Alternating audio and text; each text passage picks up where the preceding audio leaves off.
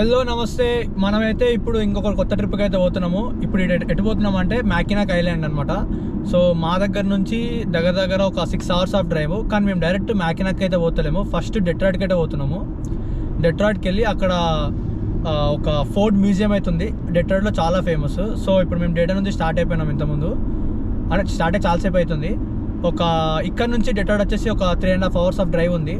So first అయితే డెట్రాయిట్కి వెళ్ళి అక్కడ ఆ మ్యూజియం అంతా చూసేసి మళ్ళీ మేము అక్కడ నుంచి అయితే మధ్యలో ఒక జర్మన్ టౌన్ అయితే ఉందన్నమాట. అంతా జర్మన్ ప్లేస్ ఉందన్నమాట. అది కూడా కవర్ చేసుకొని రాత్రికి మెకనాక్ సిటీకి వెళ్తాం. మ్యాకినాక్ ఐలాండ్ ఎట్లా అంటే మనం క్రూజ్లో వెళ్ళాలన్నమాట. కార్ అయితే అక్కడ దాకా ఈరోజు నైట్ మనం మెకనాక్ సిటీలో స్టే చేసి రేపు మ్యాకినాక్ ఐలాండ్కి అయితే పోతాం. సో ఇప్పటికైతే అది ప్లాన్ గైస్. నెక్స్ట్ అయితే మీకు ఇప్పుడు ఫోర్డ్ మ్యూజియం మనం చూద్దాము. అక్కడ పోయినాక మళ్ళీ కలుద్దాం. ఓకే, ఇప్పుడే మేమైతే ఈ హెన్రీ ఫోర్డ్ మ్యూజియంకి అయితే వచ్చినాము ఇక్కడ మా డెట్రాయిట్లో. సో జస్ట్ ఇప్పుడే రీచ్ అయినాం. కార్ వచ్చేసి ఆ బ్యాక్ పార్క్ చేసినాం.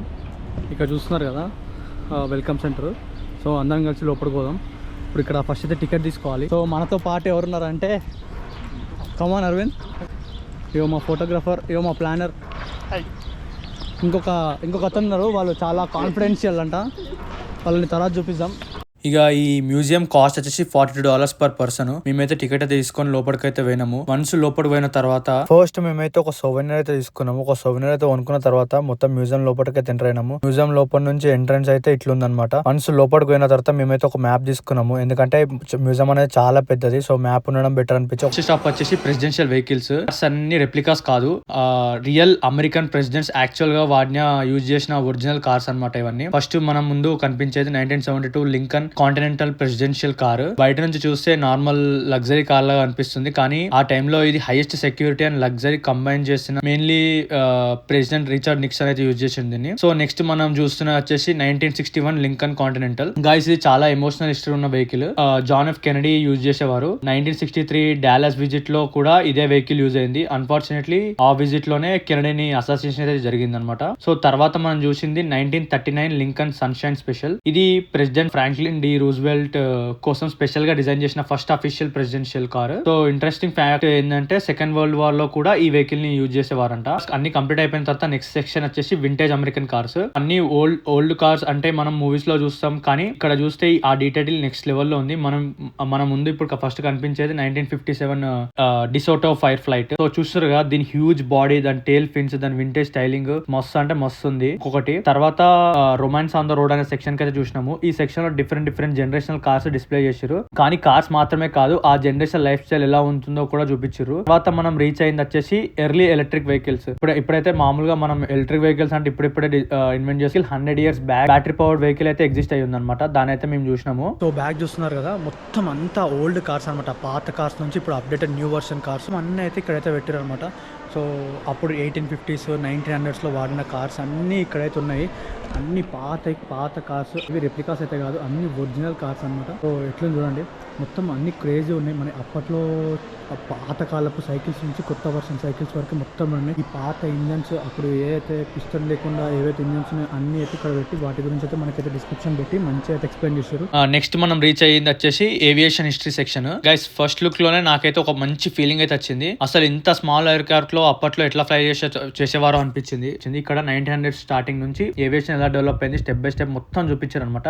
1913 1914 1919 పీరియడ్ కి సంబంధించిన ఎయిర్ క్రాఫ్ట్ చూసినాను. ఆ టైంలో ఈ ఏరోప్లేన్స్ అన్ని ఎక్కువగా వుడ్ ఫ్రేమ్స్, ఫ్యాబ్రిక్ వింగ్స్ తో తయారు చేశారు. సో ఇంజన్ పవర్ కూడా అప్పట్లో ఇప్పటిదాంతో పోలిస్తే అప్పట్లో చాలా అంటే చాలా తక్కువగా ఉండేది. తర్వాత కొన్ని ఎక్స్పెడిషన్ ఎయిర్ క్రాఫ్ట్స్ కూడా డిస్ప్లేలో ఉన్నాయి. కొన్ని ప్లేన్స్ ని పోలార్ ఎక్స్పెడిషన్ కోసం కూడా యూజ్ చేసేవారు. ఈ ఎయిర్ క్రాఫ్ట్ సెక్షన్ మొత్తం కంప్లీట్ చేసినాక మ్యూజియం లో బిగ్గెస్ట్ అట్రాక్షన్ దగ్గరికి అయితే వచ్చిన నేనైతే. ఇది 1941 అలిగేని స్టీమ్ లోకోమోటివ్. సో డిస్టెన్స్ నుంచి చూస్తే పెద్ద ట్రైన్ అనిపిస్తుంది, కానీ దగ్గరికి వెళ్ళినాకే లిటరల్లీ షాక్ అయిపోయినా. లైవ్ లో చూస్తే అప్పుడు రిలీజ్ అవుతుంది. ఇది వరల్డ్ మొత్తంలో బిల్డ్ అయిన మోస్ట్ పవర్ఫుల్ స్టీమ్ లోకోమోటివ్ లో ఒకటి అనమాట. మామూలుగా డీజిల్ ఇంజన్స్ ఏం లేవు. స్టార్టింగ్ లో మొత్తం ఈ కోల్ తోటే ఈ స్టీమ్ తోటే మొత్తం నడిచేది అనమాట. చూడనికి అయితే మస్తు అంటే మస్తు పెద్ద ఉంది. మీరు వీడియోలో చూసి మీకు ఎట్లా అనిపిస్తుంది తెలియదు, కానీ నాకైతే దగ్గర నుంచి అయితే వెరీ హ్యూజ్ ఉంది. ఉంది. మేము పైకి పోయి అక్కడ అసలు వాళ్ళు ఎట్లా చేస్తారు, అప్పట్లో వాళ్ళు ఎలా చేసేవారు అంతా చూసిన అనమాట. సో లోకోమోటివ్ సెక్షన్ మొత్తం అయిపోయిన తర్వాత మనం నెక్స్ట్ రేసింగ్ కార్స్ దగ్గరికి అయితే వచ్చినాం. ఈ సెక్షన్ అయితే ఎవరికైతే స్పీడ్ లవర్స్ ఉంటారో వాళ్ళకైతే మస్తు నస్తుంది. ఫస్ట్ మనం చూసింది లోకోమొబైల్ 16. ఇది అమెరికాలో ఎర్లీ రేసింగ్ కార్స్ లో ఒకటంట. తర్వాత మనం చూసింది ఈ బోనివిల్లీ స్పీడ్ వే స్పీడ్ రికార్డ్ కార్. ఇది ఏంటంటే యూటాలో ఫేమస్ సాల్ట్ ఫ్లాట్స్ అని ఒకటి ఉంటుంది అనమాట. వరల్డ్ స్పీడ్ రికార్డ్స్ బ్రేక్ చేయడానికి ఆల్మోస్ట్ అందరూ ఇక్కడికి వచ్చి ట్రై చేస్తారు ఈ యూటాలో. సో దీని సిగ్నిఫికెన్స్ అది. నెక్స్ట్ మనం చూసింది బెల్లీ ట్యాంక్ లాక్. ఇది నాకు మస్తుగా ఇంట్రెస్టింగ్ అనిపించింది. ఎందుకంటే సెకండ్ వరల్డ్ వార్ తర్వాత ఫైటర్ ఎక్కువ ఎయిర్ క్యాప్స్ ఫ్యూయల్ ట్యాంక్స్ ని వేస్ట్ చేయకుండా వాటిని మాడిఫై చేసి రేసింగ్ కార్స్ లాగా యూజ్ చేసేవారు. అదే ఇది అనమాట. తర్వాత మన ముందు ఇప్పుడు కనిపించేది 1965 లోటస్ ఫోర్డ్ రేస్ కార్. ఇది రేసింగ్ హిస్టరీలో లెజెండరీ వెహికల్ అని చెప్తారు. So lotus company light weight design introduce దీనికి మన ఈ ఫోర్డ్ అయితే దాని ఇంజన్ అయితే ప్రొవైడ్ చేసిందంట. తర్వాత మనం వెళ్ళింది స్పోర్ట్స్ కార్ పర్ఫార్మెన్స్ సెంటర్. ఇక్కడ డిఫరెంట్ జనరేషనల్ స్పోర్ట్స్ కార్స్ అయితే మనకు డిస్ప్లే చేశారు. సో సూర్నికి అయితే మంచిగా అనిపించింది. తర్వాత మనం చూసింది heroes of the sky section. ఇక్కడ ఏవియేషన్ ఎడిషన్ కి సంబంధించిన లెజెండరీ ఎయిర్ క్రాఫ్ట్ లో డిస్ప్లే లో ఉన్నాయి. Military air crafts, historic air crafts, different generational aviation technologies. Henry museum లో నాకు మోస్ట్ ఇంపార్టెంట్ సెక్షన్ లో ఇది కూడా ఒకటి. So cars, aeroplanes, racing history అన్ని చూసిన తర్వాత మన నెక్స్ట్ సెక్షన్ వచ్చేసి ఎనర్జీ అండ్ ఇండస్ట్రియల్ అమెరికా. ఇక్కడ ఓల్డ్ డేస్ లో ఆయిల్ ఎలా ఎక్స్ట్రాక్ట్ చేసేవారు కంప్లీట్ సెటప్ డిస్ప్లే చేశారు. గైస్ ఇక్కడ మనం పెట్రోల్ బంక్ కి వెళ్ళడం, కార్ లో ఫ్యూయల్ ఫిల్ చేసుకోవడం చాలా నార్మల్ థింగ్స్. కానీ ఆ ఫ్యూయల్ గ్రౌండ్ నుంచి బయటకు తీసుకోవడానికి అప్పట్లో ఎంత కష్టపడేవారో ఇక్కడ మొత్తం క్లియర్ గా చూపించారు. Old drilling machines, pumping equipments, mechanical tools. ఆ రోజుల్లో టెక్నాలజీ లిమిటెడ్ అయినా వాళ్ళకి ఉన్న ఇన్నోవేషన్ మాత్రం అన్లిమిటెడ్ అనమాట. సో క్రేజీ ఉండే.